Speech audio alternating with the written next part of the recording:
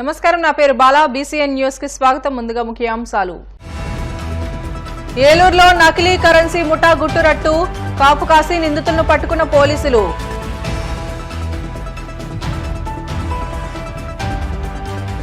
Visakha railway జోనే మొదటి ప్రాధాన్యత అంశం, ఆ దిశగానే కృషి చేస్తున్నామన్న కేంద్ర మంత్రి రామ్మోహన్ నాయుడు.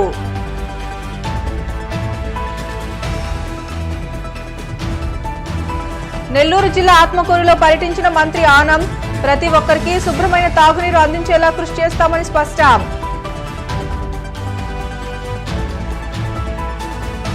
తిరుమల శ్రీవారిని దర్శించుకున్న మంత్రులు కొలుసు పార్థసారథి, కొండపల్లి శ్రీనివాస్. ఆలయ మర్యాదలతో స్వాగతం పలికిన అధికారులు. ఏలూరు జిల్లాలో నకిలీ కరెన్సీ చెలామణి ముఠా గుట్టురట్టయింది. ఏలూరు 3 టౌన్ సీసీఎస్ పోలీసులు కాపు కాసి 2 నిందితులను అరెస్ట్ చేసి వారి నుంచి నకిలీ కరెన్సీని స్వాధీనం చేసుకున్నారు. అనంతరం ఈ కేసుకు సంబంధించిన వివరాలను జిల్లా ఎస్పీ కె రత్న శివకిషోర్ మీడియాకు వెల్లడించారు.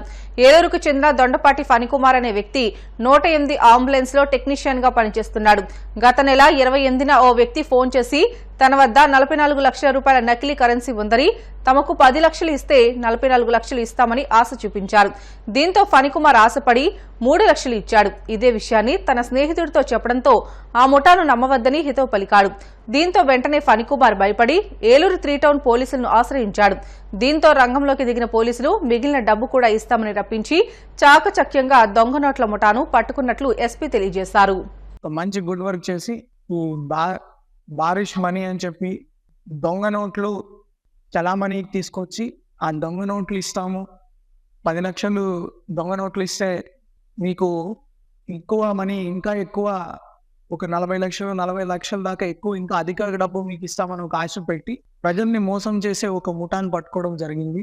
దాని సందర్భంగా ఒక 2 వ్యక్తుల్ని, మెయిన్ సూత్రధారులు, ముఖ్యంగా పాల్పంచుకున్న వాళ్ళ ఇద్దరిని కూడా అరెస్ట్ చేయడం జరిగింది. ఆ కేసులో ఇంకొక వ్యక్తి కూడా ఉన్నారు. అతన్ని కూడా త్వరలోనే పట్టుకొని ఇంకా ఈ దొంగ నోట్లు ఇవన్నీ ఎక్కడ ముద్రిస్తున్నారు, ఈ ఐడియా వీళ్ళకి ఎలా వస్తున్నాయి అనేది కూడా త్వరలో ఛేదించడం జరుగుతుంది. ఈ 44 లక్షల కల్లా బండిల్స్ చూడొచ్చు. వీళ్ళు ఎలా చేస్తున్నారంటే ఈ కిడ్ మన్ కొంచెం నోట్స్ని యాజ్ రియలిస్టిక్ యాజ్ పాసిబుల్ తయారు చేసి ఈ నోట్లని మీకు ఒకసారి చూపించి ఈ నోట్లని మాకు ఉపయోగం లేదు, మేము ఉపయోగం చేసుకోలేము, లేకపోతే ఫలానా ఇంకొక కారణం చెప్పేసి ఈ 10 లక్షలు మీరు తీసుకోండి, 44 లక్షలు 50 లక్షలు మీరు తీసుకోండి, మాకు ఒక 3 లక్షలు ఇస్తే చాలు, ఈ డబ్బు మాకు ఉపయోగపడదు, మీకైతే ఉపయోగపడవచ్చు అని రకరకాల కారణాలు చెప్తారన్నమాట. ఈ ప్రజలు ఆ మాయ మాటలకి నమ్మేసి ఈ ఓకే ఉచితంగా డబ్బు వస్తుంది కదా, ఇప్పుడు మనం చూస్తే సైబర్ క్రైమ్ చూసినా ఏది చూసినా అన్నిట్లో ఇదే కనబడుతుంది. ఆశ. మీకు చాలా మందికి టీవీలో యాడ్స్ కూడా చెప్తుంటారు, అది గుర్తుపెట్టుకోవాలి. డబ్బులు ఎక్కడ ఊరికినే రావు. ఎవరైనా మీకు డబ్బులు ఊరికే ఇస్తున్నారంటే ఖచ్చితంగా అనుమానం చేయండి. ఇది రకరకాల ఆశ ద్వారా కావచ్చు, వాళ్ళ ఫైనాన్షియల్ ప్రాబ్లమ్స్ ద్వారా కావచ్చు. ఏదైనా డబ్బు ఊరికే వస్తుందంటే ఆశపడి ఉన్న డబ్బు కూడా పోగొట్టుకుంటున్నారు. ఇట్లాంటి వ్యక్తులు ఎవరైనా ఉన్నా కూడా మిమ్మల్ని ఏదైనా మోసం చేస్తున్నారంటే మోసపోకుండా ఉండడం కూడా ఒకటే మీ బాధ్యత కాదు. ఇట్లాంటి వ్యక్తులు ఎవరైనా మోసం చేస్తున్నారంటే ఇమ్మీడియట్లీ పోలీసుల దృష్టికి తీసుకురావడము, ఈ మన కంట్రోల్ రూమ్కి చెప్పడము కూడా మీ బాధ్యత. ఈ కేసులో కూడా వాళ్ళు వెంబటే పోలీసులకి సంప్రదించడం బట్టి అట్లీస్ట్ వాళ్ళ 3 లక్షల అమౌంట్ కూడా రికవర్ చేయడం జరిగింది. ఇట్లాంటి మోసాల బారిన పడద్దు. ఇది ఒకటే కాదు, రకరకాల మోసాలు చేస్తారు. మనం చూసుంటాము ఈ రైస్ పుల్లింగ్ గ్యాంగ్స్ అని. ఈ మధ్య కొన్ని వీడియోలు కూడా వస్తున్నాయి, ఎక్కడో వేరే వేరే ప్రాంతాల్లో వజ్రాలు దొరుకుతున్నాయి అని చెప్పి. ఈ రకరకాల మోసాలు జరుగుతూ ఉంటాయి. అవి యూట్యూబ్లో కూడా మీరు వీడియోస్లో చూడొచ్చు. కాబట్టి ప్రజలకు ఒకటే విజ్ఞప్తి మన పోలీసుల దగ్గర నుంచి, డబ్బుకు ఆశపడద్దు, ఏది ఊరికే రాదు. ఏదైనా ఫ్రీగా ఇస్తున్నారంటే ఖచ్చితంగా దాని గురించి పోలీసులకి కంప్లైంట్ చేయండి. ఈ ట్రేడింగ్ స్కామ్స్ అని, మీరు షేర్ మార్కెట్లో పెడితే మీకు ఎక్కువ డబ్బులు వస్తాయని, బిట్ కాయిన్ పెడితే డబ్బులు వస్తాయని చెప్పి ఇది ఒకటి. ఇంకొకటి భయం. మీకు ఒక వీడియో కాల్ చేసి, లేకపోతే మీ ఫోటోని ఒకటి మార్ఫింగ్ చేసి, లేకపోతే మీకు ఫలానా ఇబ్బంది పెడతామని చెప్పి భయంని కూడా క్యాష్ చేసుకొని ఇట్లాంటి మోసాలు జరుగుతున్నాయి. కాబట్టి అట్లాంటివి ఏదైనా ఇష్యూస్ ఉన్నా కూడా మీరు భయపడి దాచిపెట్టుకోవద్దు. మీ పోలీసులకి సమాచారం ఇవ్వండి. మనకు ఒక కంట్రోల్ రూమ్ స్పెషల్గా ఒక వాట్సాప్ నెంబర్ కూడా పెట్టడం జరిగింది. మీ వివరాలు కూడా కాన్ఫిడెన్షియల్గా ఉంచుతాము. ఖచ్చితంగా మీ పోగొట్టుకున్న మనీ కానీ ఎవడైతే అలాంటి పర్పెట్రేటర్ ఉన్నారో వాళ్ళని కూడా పట్టుకోవడం కానీ జరుగుతుంది. విశాఖ రైల్వే జోన్ ప్రభుత్వ మొదటి ప్రాధాన్యత అంశమని కేంద్ర మంత్రి రామ్మోహన్ నాయుడు తెలియజేశారు. శ్రీకాకుళంలో నిర్వహించిన ఓ కార్యక్రమంలో కేంద్ర మంత్రి పాల్గొన్నారు. అలింకో సంస్థ ద్వారా 73 లక్షల రూపాయల విలువైన 823 ఉపకరణాలను దివ్యాంగులకు అందించారు.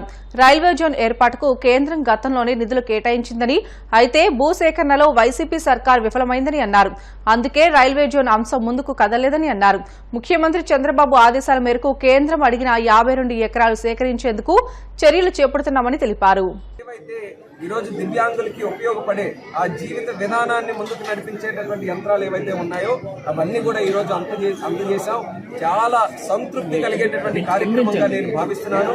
అయితే దేశంలో ఎక్కడ జరగని విధంగా మన జిల్లాలో 2 సార్లు ఈ అలింకో ద్వారా ఈ డిస్ట్రిబ్యూషన్ జరగడం అనేది ఒక విశేషమే. దానికి ప్రత్యేకంగా నేను కృషి చేశాను. ఆ కృషికి అనుగుణంగా ఈరోజు 2 సార్లు జరగడం చాలా ఆనందంగా ఉంది. ఈ కార్యక్రమానికి అనుగుణంగా ఈరోజు చాలా మంది దివ్యాంగులు వచ్చిన తర్వాత వాళ్ళ తాలూకా సమస్యలు కూడా తెలుసుకున్నారు. వారు ఈరోజు చాలా ఆనందపడుతున్నారు. ఎన్డీఏ ప్రభుత్వం దేశంలో రాష్ట్రంలో ఏర్పడడానికి దివ్యాంగులు ఎంతో కష్టపడ్డారు. వాళ్ళు ప్రాణం పణంగా పెట్టి కూడా కష్టపడినటువంటి ప్రదేశాలు ఉన్నాయి. అటువంటి వారందరికీ కూడా ఆ రోజు ఎన్డీఏ ప్రభుత్వం హామీ ఇచ్చింది. 3,000 ఉన్నటువంటి పెన్షన్ చాలా కష్టంగా ఉంటుంది, మీకు 6,000 రూపాయలు చేస్తామని. ఆ కమిట్మెంట్ని ఎన్డీఏ ప్రభుత్వం ఏర్పడిన తర్వాత రాష్ట్రంలో చంద్రబాబు నాయుడు గారి ఆధ్వర్యంలో 3,000 పెన్షన్ని 6,000 చేసి ఇచ్చినటువంటి హామీని నిలబెట్టుకున్నారు. నెల్లూరు జిల్లా ఆత్మకూరులో మంత్రి ఆనం రామనారాయణ రెడ్డి పర్యటించారు. మంత్రికి స్థానిక ప్రజాప్రతినిధులు, అధికారులు ఘన స్వాగతం పలికారు. పట్టణంలో మినరల్ వాటర్ ప్లాంట్ ను మంత్రి పరిశీలించారు.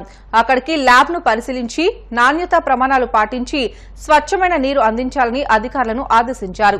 ఆర్ఎండ్బి అతిథి గృహం వద్ద జరుగుతున్న అభివృద్ది పనులను పరిశీలించి అధికారులకు పలు సూచనలు చేశారు. అభివృద్ది పనులపై అధికారులతో సమీక్షించారు. ఆత్మకూరులో 100 కోట్లతో తాగునీటి ప్రాజెక్టు నిర్మిస్తామని హామీ ఇచ్చారు. 9.04 కోట్ల అమృత్ నిధులతో తాగునీటి పథకం పనులు ప్రారంభిస్తామని అన్నారు.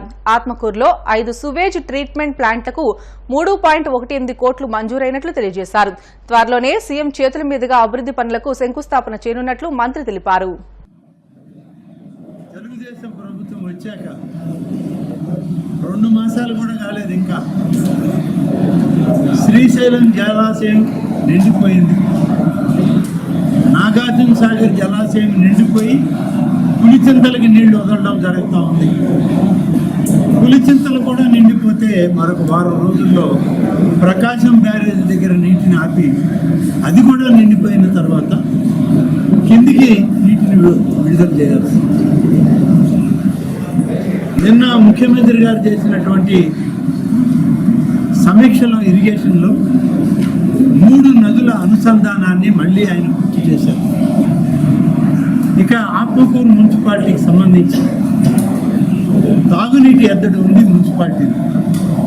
గతంలో 10 సంవత్సరాల క్రితం నేను ఉన్నప్పుడే 2 పూటల త్రాగునీరు ఇచ్చినటువంటి పరిస్థితి ఆత్మకూరు మున్సిపాలిటీ.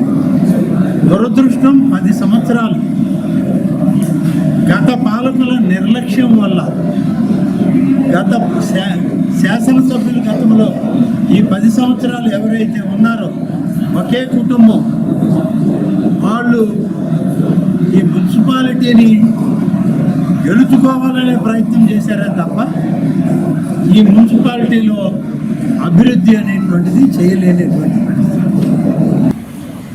పట్టణం ఆత్మకూరు నియోజకవర్గంలో అభివృద్ధి గురించి మీకు చెప్పాను. పాలిటెక్నిక్ కాలేజీ ఉంది, అందులో ఇవాళ ఐటీఐ కొన్ని భవనాలు ఆక్రమించింది. ఐటీఐకి సంఘం ఐటీఐ, అది సంఘంలోనే శాశ్వత భవనాలు వాళ్ళకి ఏర్పాటు చేస్తున్నాం. మరొక నెలన్నరలో అక్కడ శాశ్వత భవనాలు రాగానే వాళ్ళు అక్కడికి షిఫ్ట్ అవుతారు. కొంతమంది సంఘం మండలంలోని అమరపు నాయుడు కండ్రిగ అనేటువంటి గ్రామంలో దాతలు ముందుకు వచ్చి దాదాపు 10 కోట్ల రూపాయలు విలువైన వాళ్ళ సొంత భవనాలు ఈ ఐటీఐకి ఇస్తున్నారు. వాళ్ళు ఆ భవనాలు మనకి స్వాధీనం చేయగానే మన ఇక్కడున్న ఐటీఐ అక్కడికి వెళ్ళిపోవాలి. ఈ భవనాలు కూడా రెసిడెన్షియల్ చేయడానికి ఒక ప్రయత్నం చేస్తాను, అందరికీ తెలియజేస్తూ. ఇక ఆత్మకూరుకి పూర్వ వైభవం రావాలి. పూర్వ వైభవం రావాలి అని అంటే ఆత్మకూరు ఉండేది 2 రహదారులు. ఒకటి నెల్లూరుపాలెం నుంచి లోపలికి వచ్చే రహదారి, ఆంజనేయ స్వామి గుడి నుంచి వచ్చేటువంటి ఆత్మకూరు టౌన్లోకి వచ్చేటువంటి మినీ బైపాస్ రోడ్, ఈ రెండుకి ఫేస్ లిఫ్ట్ ఇవ్వడం. మినీ బైపాస్ అయితే దాన్ని అవసరమైన మేరకు దాన్ని నిధులు వెచ్చించి ఇంకా వెడల్పు చేసి ప్లాట్ఫామ్స్ తోటి లైటింగ్ చేసి మార్నింగ్ వాకర్స్ కూడా ఉపయోగపడే విధంగా ఆ రోడ్డుని తయారు చేయడానికి మేము ఇప్పటికే మా ప్రణాళికలోనే త్వరితగతిన అవి కూడా మొదలు పెట్టడం జరుగుతుంది. స్పేస్ ఆక్యుపేషన్కి ఇస్తామా, ఇవన్నీ ఉన్నాయి. మున్సిపల్ ప్రొసీజర్ యాక్ట్ ఉంది, యాక్ట్ ప్రకారమే పోతాం, చట్ట ప్రకారమే ఈ రోడ్డు వైడ్ని ఆత్మకూరు టౌన్లో జరుగుతుంది. This is the present day news. Thank you. Kakinada రామారావుపేటలో ఉన్న శ్రీ అన్నపూర్ణ శ్రీ విశ్వేశ్వర స్వామి దేవస్థానంలో ఆషాఢ అమావాస్య పర్వదినాన్ని పురస్కరించుకుని అన్నపూర్ణాదేవికి శాకంబరి అలంకరణ నిర్వహించారు. దేవస్థానం అధికారులు, కూటమి నాయకులు, భక్తులు ఆలయ ప్రాంగణాన్ని వివిధ రకాల కూరగాయలు, పండ్లు, ఆకుకూరలతో ఆలయాన్ని సర్వాంగ సుందరంగా తీర్చిదిద్దారు. శాకంబరి అలంకరణలో ఉన్న అమ్మవారిని దర్శించుకునేందుకు సిటీ ఎమ్మెల్యే వనమాడి కొండబాబు రాగా టీడీపీ నగర అధ్యక్షులు మల్లిపూడి వీరు, డివిజన్ ఇన్ఛార్జ్ మాజీ కార్పొరేటర్ మల్లిపూడి నాగసూర్య దీపికలు ఘన స్వాగతం పలికారు. శాకంబరి అలంకరణలో ఉన్న అమ్మవారిని సిటీ ఎమ్మెల్యే వనమాడి దర్శించుకుని ప్రత్యేక పూజలు నిర్వహించారు. ఈ కార్యక్రమంలో కూటమి నాయకులు జొన్నాడ వెంకటరమణ, హూత రవి, బచ్చు శేఖర్ పెద్ద సంఖ్యలో పాల్గొన్నారు. కోనసీమ తిరుమలగా వర్ధిల్లుతున్న వాడపల్లి శ్రీ వెంకటేశ్వర స్వామి ఆలయంలో సోమవారం ప్రత్యేక పూజలు నిర్వహించారు. వెంకటేశ్వర స్వామికి మంగళ వాయిద్యాల నడుమ శ్రీ స్వామి అమ్మవార్లకు మేల్కొల్పు సేవ నిర్వహించిన అనంతరం స్వామికి ఐశ్వర్య లక్ష్మి హోమాన్ని జరిపించారు.